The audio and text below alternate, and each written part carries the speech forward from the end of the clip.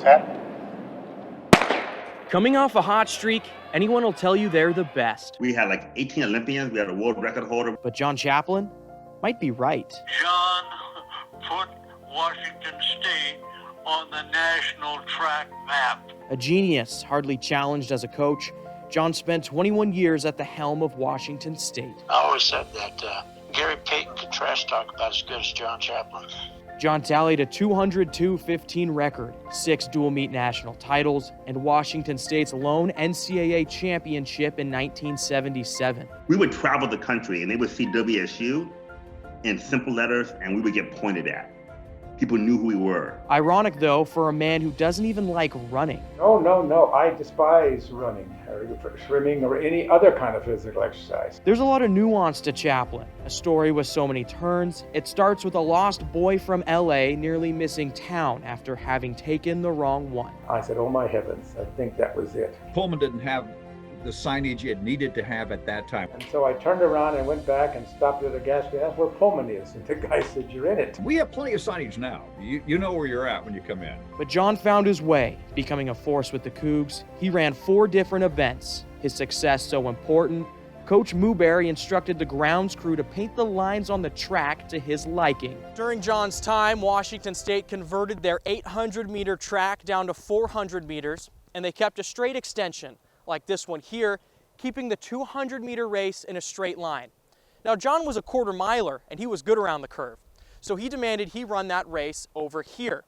Now, the grounds crew didn't like that very much, because it's a lot harder to paint. I remember one day, he said, that damn kid from California, that damn kid. John left WSU in 1963, a team captain, breaking 2 world records.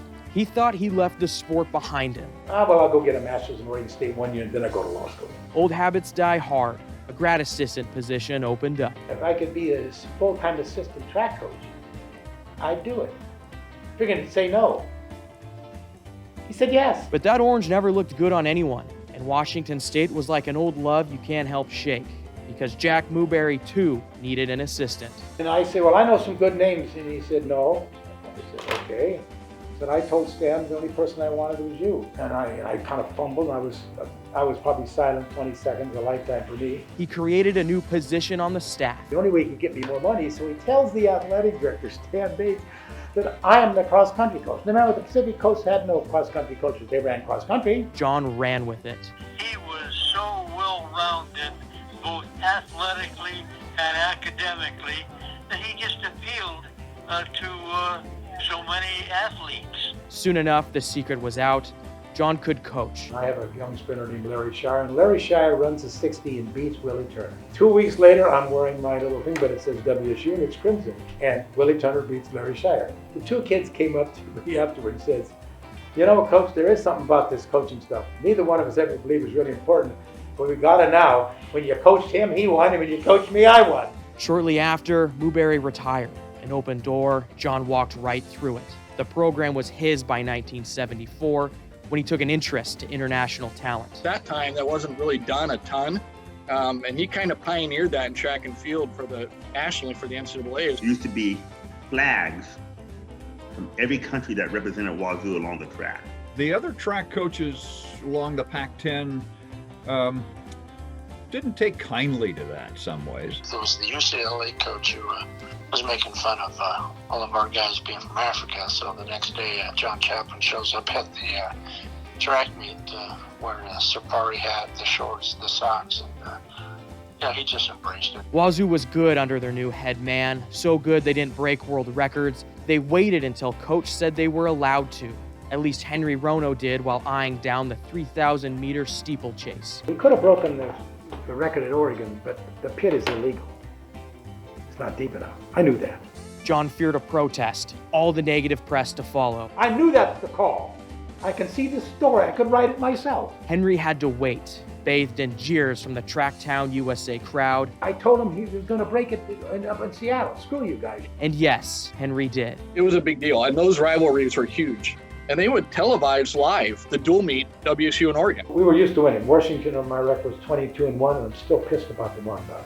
I'm not sure if I ever lost to a Husky individually. Rono set 2 more world records within a few months. let alone has John asking for a statue. That's what the statue should look like, just like that run. But it wasn't always about winning. In fact, academics always came first. International star Joseph Capcorey was once sidelined by Chaplin to take a chemical engineering test. It's just so different from the way coaches are today, it seems like, and how programs are ran. If he doesn't take it now, he can't take it till next year. That means he'll be home in Kenya somewhere. And he has to make arrangements to find a test to come back to the United States to do it. I don't think we want that to happen. I sure don't want that to happen. That was the only meet we lost that year. It was by a really slim margin. A few kids lost a ring, yeah, right. But then, you know, but I don't think there's one to this day doesn't think that what they did was right. Involved in the university academically, he was in the missions office. He was helping kids pass classes. John was vocal, pushing back on admission standards he felt were racist. If he sees some injustice some way, he's going to fight for that student, and he did. Didn't matter if you were the last guy on the discus throwing team or the fastest guy breaking world records. He did care about everybody. He was a genuine guy. A man of his word, Chaplin's become a lifetime clergyman of the sport. That during the 2000 Olympic head coach nominations, some idiot nominates me. A several-hour-long process. I had 27 of the 31 votes. Took just minutes. So I am now the Olympic coach. He coached the Sydney Games. He would go down to Oregon and beat Oregon at Nike's hometown, and he would do that on a regular basis. And then to be, selected as the Olympic track coach. I mean, that pretty well verifies the fact this guy knows how to coach. At one point, one of the most powerful men in track and field. But what he's most proud of, you won't find on the walls of his study, sewn in the pocket of his jacket, or on the top of a podium. One simple rule, I graduated 97%. My buddy, Billy Ayers, for example, Chaplin bugged him all the time. Whenever he saw him, we bugged him, Chaplin bugged him. Finally, at 52, I think he's 52, he got his degree from Wazoo. And Chaplin was so proud of that. John doesn't rest on his laurels, but these days, he takes time to himself. He's an art collector, from his parents and things like that. I do a lot of reading. I do a little writing here and there. He's been involved with the community. He helps with a little hospital. I have him on a city committee. He's been on that committee for quite a number of years. I go fishing. I got a boat and go fishing. I do what I want to do. Still no wisdom lost. He offers advice, the same advice he's given every single one of the 83 All-Americans under his wing. You need to remember that your greatest asset is also your greatest liability. Thank you for your time. Hope to see you again, son. That was it. Chaplin could have easily said no to some random kid that walked in the office that asked how to be on the team. If he would have said no, I would have never done track again, and I don't know what I would be doing. Because he knew track wasn't going to be something they could do for the rest of their lives. He was setting them up for their futures. Really set goals up for us, made us strive for them. And he didn't play.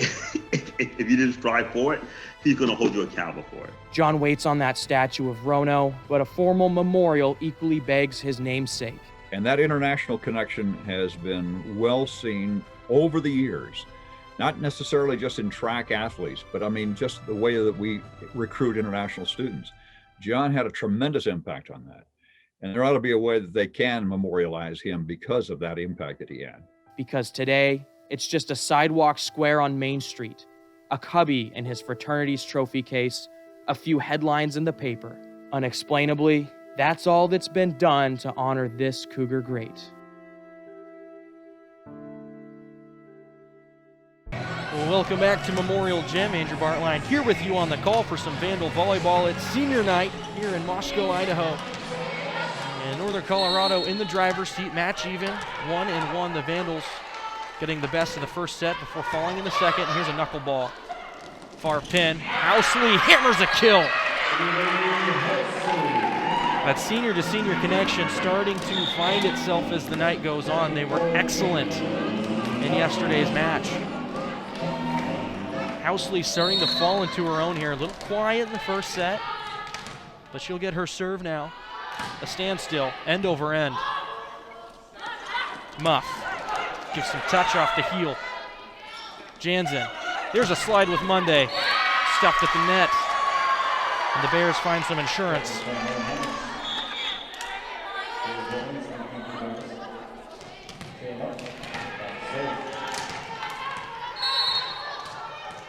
Northern Colorado lost their opening match of the year to Montana State. Surprising, as they were swept 3-0. Idaho gets the point. Then they don't lose again. That was on January 24th. It took until February 20th and 21st where they played Weber, and they lost back-to-back matches there. Those are their 3 losses. They swept Portland State, Sacramento State, Eastern Washington, Idaho State, Northern Arizona, and now here with the Vandals.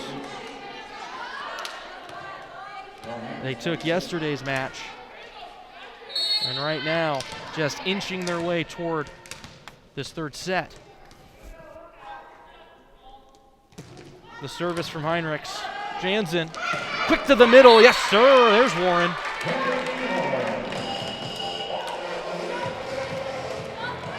Another assist for Jansen. Leads the team.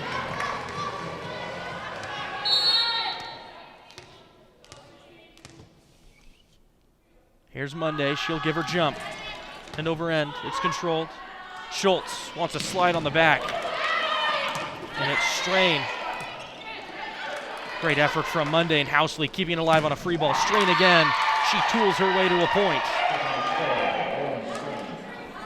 Tied at the net. Gets it on a tip. Schultz now gets her serve.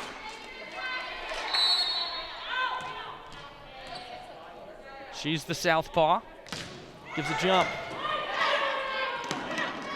To the middle. Monday takes it from the back row. The Vandals get a free ball instantly. Jansen wants a dump.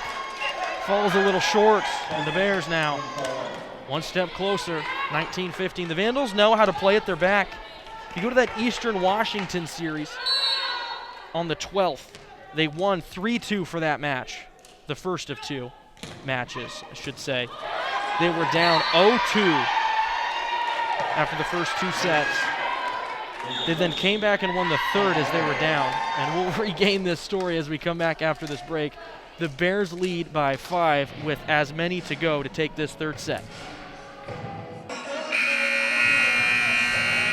Hello folks, welcome back for crunch time here in the third set. Mentioning a moment ago before the break, that match on the 12th against Eastern Washington, the Vandals know how to play at their backs. They trailed 0-2 after the first 2 sets. It was 24-something in the teens, and they ended up winning that set. Remember, you got to win by 2. Very impressive as KJ will give a quick touch, and it'll be a point for the Bears. It was 24-something in the teens. The Vandals came back and won the third set.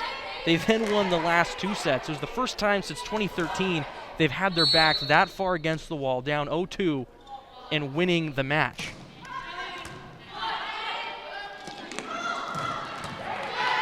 Here's a chance to respond. Monday controls. Jansen wants Nicole, finds her. And there's a problem with the antenna. That'll be the Bears taking a point.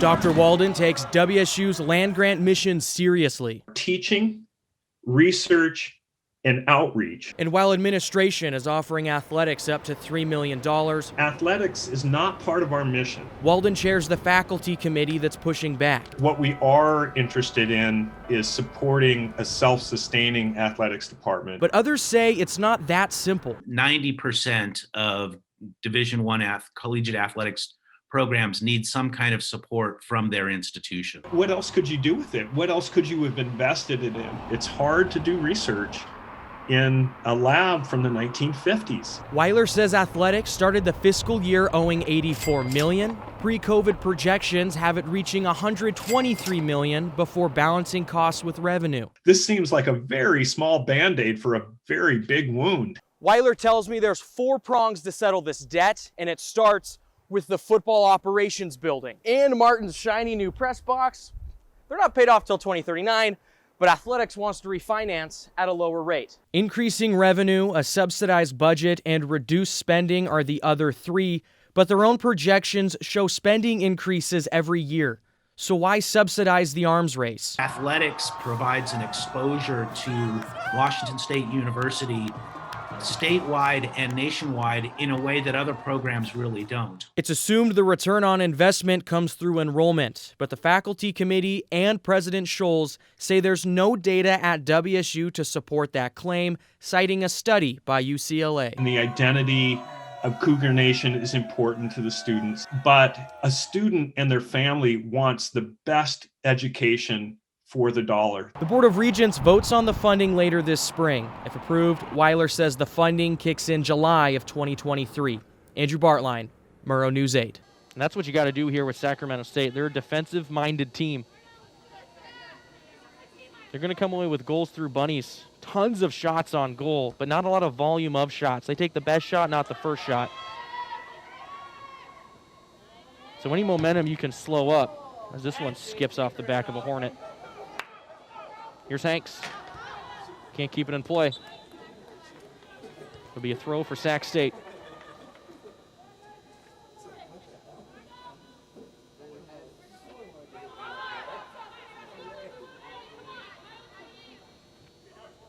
Craig and Herrera retreating. Herrera second team Big Sky. Conference honors back in 2019, and this trickles all the way to Fox. Here's a rip just near side of that center circle. Great settle. Hamilton looks inside to Bruce. She's got nobody. Now Craig trailing. Through ball to Marino. Pushed away.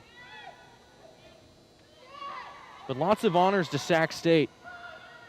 Aaliyah Fasili, keeper of the year in 2019. Aubrey Goodwill, who scored on Friday. An honorable mention. Julia Herrera. Second team Big Sky Conference honors. Samantha Craig. Her last goal against the Vandals in a victory in 2019. Hasn't scored since. Honorable mention that season. And then Ariana Nino, first team Big Sky Conference. Substitution for Idaho. Top to bottom, tons of depth and talent. And Haas is going to step in for Casey Bruce. And lots of applaud for the two. Bruce, an excellent season, leading the team with 4 goals. Maddie Haas led the team last season with Marino's injury. Sort of had to step up and be a jack of all trades. Has certainly shown herself this season to be a pass-first player. But last season, it was Haas with 3 goals, 3 assists, and 9 points. Blickenstaff plays far side. And Haas with the assist yesterday for the game winner.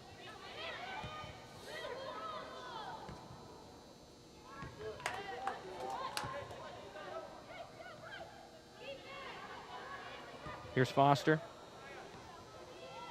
And that's really been the game plan tonight for the Vandals offensively. Just try to get a through ball to Marino, as when it worked yesterday seemed so effortless.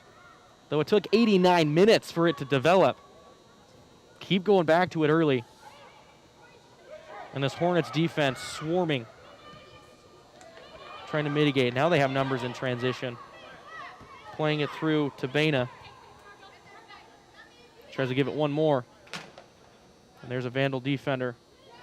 Pulled to the turf. Tons more contact. And that's Taylor Brust, the senior.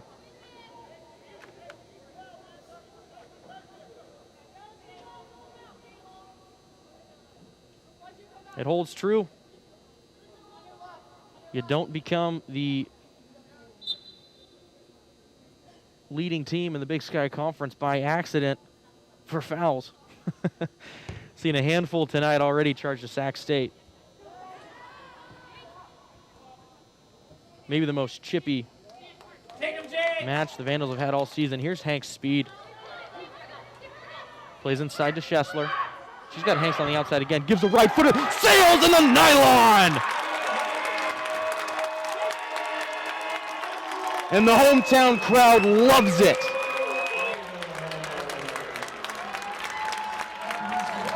Margot Schessler, her second goal of the season in the series, gives the Vandals the go-ahead.